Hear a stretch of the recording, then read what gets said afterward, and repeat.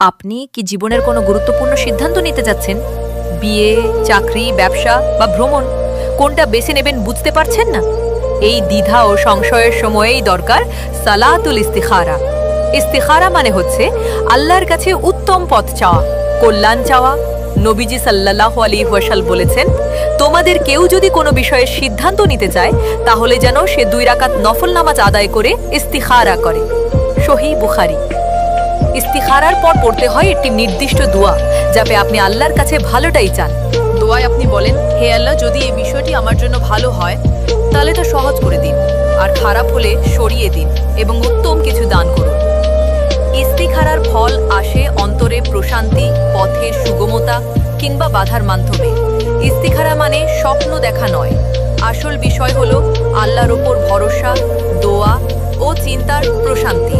সিদ্ধান্তে আপনি একা নন, আল্লাহ আছেন আপনার পাশে। সালাতুল ইস্তিখারা করুন আর আল্লাহর হেদায়াতে চলুন। ফলো করুন আরও ইসলামিক অনুপ্রেরণার জন্য।